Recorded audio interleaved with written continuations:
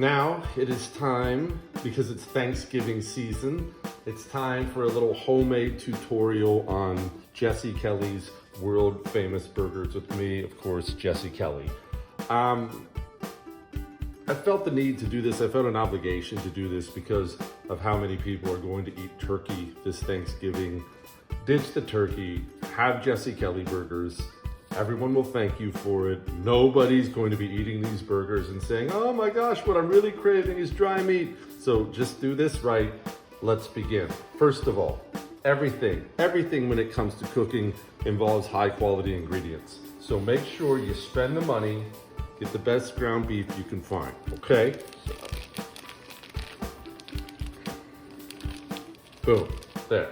Now, maybe you're sitting there wondering, why the black gloves? Is he going to help clean out Pete Buttigieg's office after he leaves? No, I wear these black gloves, one, because it cuts down on the mess, but mostly every time I watch one of these videos of people cooking, they wear these black gloves and they look really cool. So kind of like Michael Jackson, but of age. So first of all, burgers in there.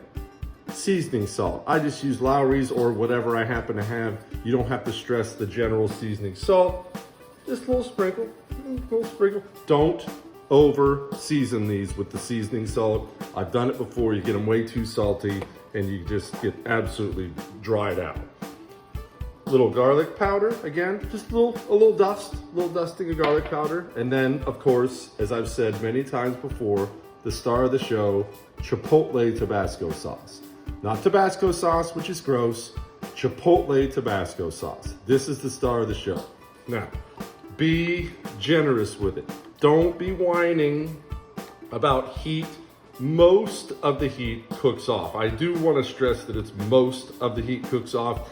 If you're one of these sensitive people, gingers, Canadians, you can't handle any kind of a heat, then you might get a little extra spice. But for those of us normal people, you should have just the appropriate amount of spice. Now's when the black gloves really come in handy. Now, we mix.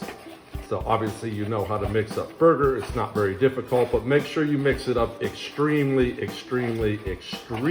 well, because otherwise you're gonna get a bite of nothing but Chipotle Tabasco sauce, and that might be a little overwhelming for you, especially, as I said, if you're a ginger or some weird freak like that.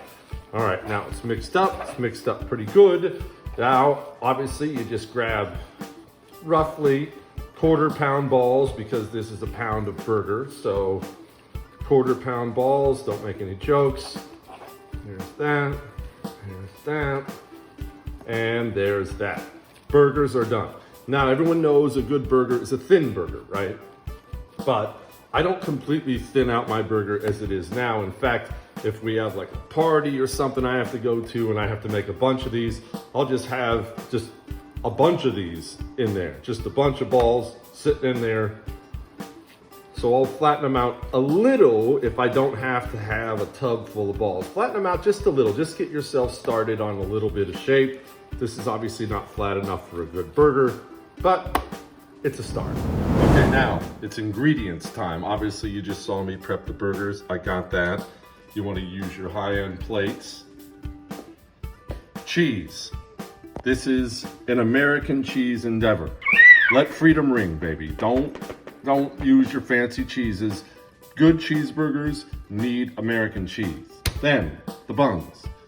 The buns are more than just a delivery vehicle for the burger and the cheese. They're a critical part of the burger. So don't walk up in the grocery store and just grab a pack of buns. You have to finger the buns to make sure the buns are appropriate. One, get the buns from the back of the shelf. Everyone knows they put the older ones at the front, so they want you to buy them. Two, take the time, finger the buns, make sure you have good buns. Now, you can use a flat top on your grill and you can use a frying pan on your grill, but remember, these things have to be done on a flat surface of some kind, not a grill. You don't want to lose your burger juice. If you're wondering, why does that pan look dirty? Because I made bacon this morning, and if you really want to level these things up, leave a little of your bacon grease in there like I did, and now I'll be frying up burgers in my bacon grease.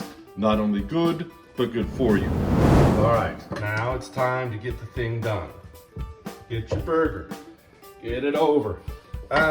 Medium heat, I would say medium heat. You don't want it hotter than that. In fact, she's starting to smoke a little bit. Boom, she's down. Now remember, a good burger is a flat burger. That's probably too loud. A good burger is a flat burger. So you want to smash that thing down real good and flatten it out. See it in the bacon grease right there. Oh, there we go. Burger's nice and flat. Burger looks like Kansas. Now, splatter's a problem. The wife usually gets mad. Little splatter guard on there. Let it sit for just a minute or so. All right, she's probably ready for the flip. Eyeball it, definitely ready for the flip. Flip. Now the second you flip it, get that American cheese on there because American cheese must be melted. Burger cheese must be melted. I cannot believe these savages who serve their burgers with the cheese unmelted.